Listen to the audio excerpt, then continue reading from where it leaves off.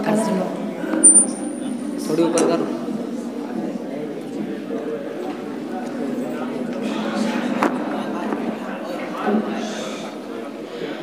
بسم اللہ الرحمن الرحیم. الحمد للہ رب العالمین والصلاة والسلام على سید الانبیاء والمرسلین محمد وآلہ واصحابہ اجمعین ومن تبعہم بإحسان الى یوم الدین. اما بعد. جدا بدن سے نہ ہرگز یہ پیران ہوں گے، جدا بدن سے نہ ہرگز یہ پیران ہوں گے، وطن کے ہوتے ہوئے اب نہ بے وطن ہوں گے. مطالبہ کبھی ہجرت کا ہم سے مت کرنا، مطالبہ کبھی ہجرت کا ہم سے مت کرنا، یہیں جئیں گے مریں گے یہیں دفن ہوں گے. موقر صدر جلسہ، معزز سامعین اکرام، مجھے اس عظیم الشان محفل میں کچھ عرض کرنے کا موقع ملا، یہ میری سعادت و نیک بختی ہے. موضوع بھی بڑا اہم ہے، دلکش اور دل شکن بھی ہے. ہندوستان اور مسلمان، ہندوستان کے تئیں مسلمانوں کے بارے میں کچھ ایسے تلخ خیالات اور نازیبا نظریات کا اظہار کیا جاتا ہے، بلکہ افواہوں اور جھوٹے پروپیگنڈوں کے ذریعے ایسی غلط فہمیاں اور بدگمانی پھیلائی جاتی ہے جس سے ہندوستانی عوام کے ذہنوں میں خلش، دلوں میں تعصب اور مزاجوں میں شدت پیدا ہوتی جا رہی ہے. اس موضوع پر کلام کرنے کی ضرورت اس لیے پیش آئی تاکہ حقائق کو بے نقاب اور سچائیوں کو بے حجاب کر کے یہ واضح کر سکوں کہ ہندی مسلمان مادر وطن کے تئیں ہمیشہ سنجیدہ مخلص اور بے لوث رہا ہے.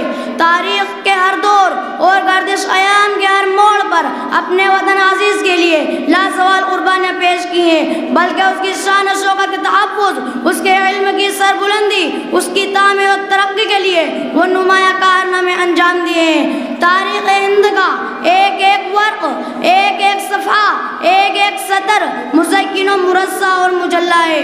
اٹھائے کچھ ورق لالا نے، کچھ نرگس نے، کچھ گل نے، چمن میں ہر طرف پھیلی ہوئی داستاں میری. محترم حضرات، آج اس محفل میں سب سے پہلے اس بدگمانی و غلط فہمی کا ازالہ ضروری معلوم ہوتا ہے کہ سرزمین ہند مسلمانوں کا حقیقی وطن نہیں ہے، بلکہ یہ دوسرے ممالک اسلامیہ کے مہاجر ہے اور یہاں آ کر آبادی ہو گئی، بلکہ ملک پر قابض ہو گئے. اس سے 2 قدم آگے بڑھ کر یہ کہا جاتا ہے کہ اس ملک کا اغوا کر لیا. فرقہ پرستوں اور مسلم دشمنوں کے ایسے فکر و نظریات سے دیگر باشندگان وطن کے ذہنوں میں خلش، دلوں میں تعصب اور مزاجوں میں شدت پیدا ہونا ایک فطری امر ہے. جبکہ تاریخ حوالوں کے تناظر میں اس افواہ و الزام کی کوئی حقیقت نہیں، بلکہ یہ سراسر جھوٹ ہے. صداقت کے خوبصورت مکڑے پر کیچڑ اچھالنے کے مترادف ہے. اس کی حقیقت تارے عنکبوت کے برابر بھی نہیں، تارے عنکبوت یعنی مکڑی کے جالے کے برابر بھی نہیں. جبکہ حقیقت و صداقت تو یہ ہے کہ ہندی مسلمان کسی اور ملک اور ریاست سے ہجرت کر کے نہیں آیا، بلکہ اس نے اسی خاک پر جنم لیا ہے، اسی کی فضا میں آنکھیں کھولی، یہیں پر پلا بڑا پروان چڑھا، اسی کی آب و ہوا میں سانس لیا، اسی کی پاکیزہ نعمتوں سے اس نے کھایا پیا، رہا سہا. اس لیے اس کی مٹی کی محبت میں اس کا دل دھڑکتا رہا. یہیں کی بلند و بالا پہاڑیاں، وسیع و عریض ندیاں، سرسبز لہلہاتی کھیتیاں اس کی نگاہوں کو مغرور اور دلوں کو مسرور کرتی رہی. اس کا دل جذبہ حب الوطن کے احساسات و جذبات سے لبریز رہا ہے. آج جو ہمارے جذبہ حب الوطنی پر انگلی اٹھائی جا رہی ہے، ہمارے خلوص و وفا پر سوال نشان قائم کیا جا رہا ہے اور ہمارے رفتار و کردار کو مشکوک قرار دیا جا رہا ہے. بلکہ حد تو یہ ہے کہ ہمیں غدار وطن جیسے گھناؤنے القاب سے نوازا جا رہا ہے. یہ ان فسائدہ حنیتوں کی پیداوار ہے جنہوں نے ہر عصر اور ہر دور ملک کو شکست اور ریخت سہی دو چار کیا اور تباہی و بربادی کے راستے پر ڈالا ہے. جہاں تک کہ مسلمانوں کی بات ہے تو چاہیے کہ وہ مغل شہنشاہوں کا طویل ترین دور حکومت ہو یا انگریزوں کا زمانہ، اقتدار ہو یا عرصہ جنگ آزادی کا سلگتا ہوا ماحول، یا پھر تقسیم وطن کی خوفناک فضا، یا پھر آزادی کے بعد کا ہندوستان، اس نے ملک کی وفاداری اور جانداری کا یہ ثبوت دیا ہے. اس نے جہاں پر ملک کی تعمیر و ترقی کے لیے اپنی صلاحیتیں اور استعدادیں صرف کی ہیں، وہیں پر اس کی حفاظت کے لیے اپنی گردنیں بھی کٹوائی ہیں. واقف تو ہے اس راز سے یہ دار و رسن بھی، واقف تو ہے اس راز سے یہ دار و رسن بھی، ہر دور میں تکمیل و وفا ہم سے ہوئی ہے۔ جی ہاں، ہم نے اس ملک کے تحفظ اور ترقی کے لیے تاریخ ساز اور مثالی کارنامے انجام دیے ہیں۔ اس کی خوشحالی اور فارغ البالی کے لیے مسلسل قربانیاں پیش کی ہے۔ ہم سے پہلے جو ملک کی حالت و کیفیت تھی اسے دنیا جانتی ہے۔ نہ امن و امان، نہ قانون و ضابطہ، نہ مستحکم نظام حکومت، نہ رواج انصاف و عدالت، نہ اخلاقی بنیادوں پر دلکش تہذیب و تمدن، نہ انسانی تقاضوں پر مبنی طرز معاشرت، نہ متفرق و منتصر حصوں میں اتحاد و سلامیت۔ آج جو ایک جملہ زبانوں کا نعرہ بنا ہوا ہے بلکہ گاڑیوں، مکانوں، پوسٹروں اور بینروں پر بھی لکھا ہوا نظر آتا ہے، میرا بھارت مہان۔ ذرا یہ بھی تو سوچو، جس بھارت کے عظیم و مہان ہونے پر سب کو فخر و ناز ہے، اس عظیم و مہان کس نے بنایا؟ وہ بھی ہمارا ہی کارنامہ ہے۔ ہم سے پہلے ملک مختلف حصے اور متعدد ٹکڑوں میں بٹا ہوا تھا، چھوٹی چھوٹی ریاستیں اور جاگیرداریاں تھی جنہیں ہم نے بزور شمشیر و تدبیر ختم کر کے ایک متحد و منظم ہندوستان تعمیر کیا اور بھارت کو مہان بنایا۔ ہمارے دور اقتدار میں اتنی خوشحالی اور فارغ البالی تھی کہ ملک کو سونے کی چڑیا کہا جاتا تھا۔ ہم نے انگریزوں کی طرح ملک کو لوٹا نہیں بلکہ ہمارے پاس مادی اور روحانی نعمتیں تھی اور سب کچھ دے دیا۔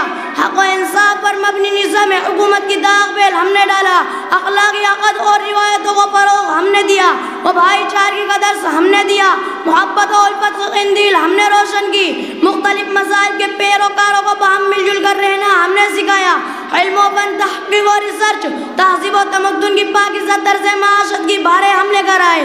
پھر جب وطن پر عیار اور مکار انگریزوں کا منحوس سایہ پڑا تو ہم نے آخری دم تک جد و جہد کی کہ ملک پر ان کا تسلط و اقتدار قائم نہ ہونے پائے۔ اس کے لیے ہم نے باقی مندہ ہمت رہی صحیح قوت کی بازی لگا دی اور اپنے لہو کا آخری قطرہ نچوڑ دیا۔ تاریخ ہند سے پوچھو کہ وہ کون تھا جس کے سامنے انگریزوں سے بغاوت کی پاداش میں بیٹیوں کے سر تھالی میں سجا کر ناشتے میں پیش کیے گئے تھے، جس نے انگریزوں کے سامنے سر نہ جھکا کر ملک کے ناموس پر مٹ جانے کو ترجیح دیا اور کالے پانی کی اسارت کے زمانے میں خاک وطن کی محبت میں تڑپتا رہا۔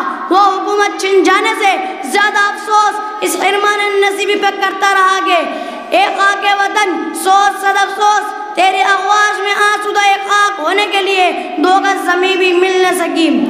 کتنا ہے بے نصیب ظفر دفن کے لیے 2 گز زمین بھی مل نہ سکی کوہ یار میں۔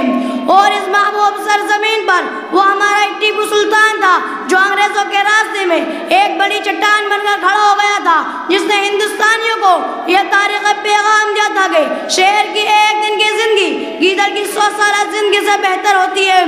وہ مرد مجاہد ملک کو سامراجی طاقتوں سے بچانے کے لیے آخری سانس تک برسر پیکار رہا اور لڑتے لڑتے اپنے گرم لہو سے خاک وطن کو لالہ زار کر دیا۔ بہرحال جب یہ فصیل اعظم زمین بوس ہوئی تو انگریزوں کے لیے میدان صاف ہو گیا، تو انگریز کہنے لگا کہ اب ہندوستان ہمارا ہے۔ اب وہ چیل کوہ کی طرح پورے ملک میں پھیل گئے اور مادر وطن پر اپنا بھریلا لہرا دیا۔ ملک ہم نے کھویا تھا، اس لیے ہم بے قرار تھے کہ پھر سے وطن میں آزادی کی صبح ہوئی اور غلامی کی رات کا خاتمہ ہوا۔ چنانچہ ایک بار پھر ہم آگے بڑھے اور انگریزوں کے خلاف بغاوت کا نعرہ بلند کیا۔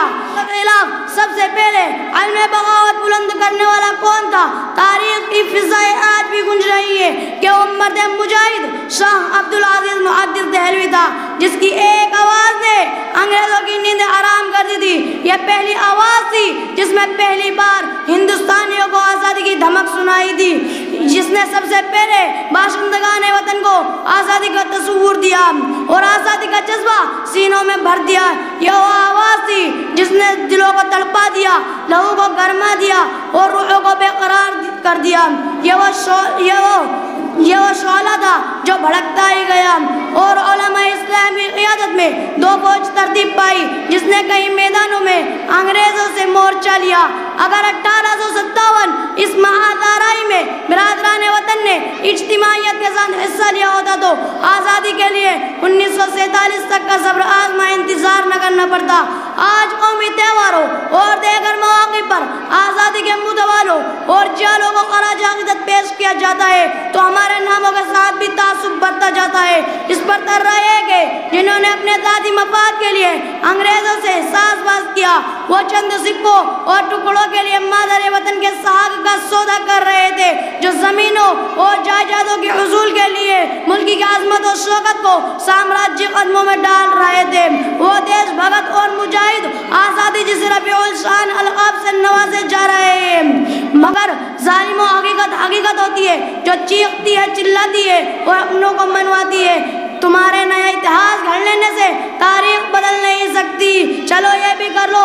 مگر میں ایک شعر کہہ کے اپنی تقریر کو ختم کرنا چاہتا ہوں۔ تیرے بدن نہ تیرے آستین سے آئے گی، ہم ہی شہید ہوئے ہیں ہم سے آئے گی۔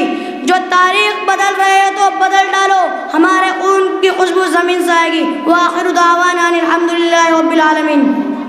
ماشاءاللہ، جزاک اللہ، بہت اچھی تقریر تھی ماشاءاللہ۔ کافی ساتھیوں نے ان کو انعام دیا ہے۔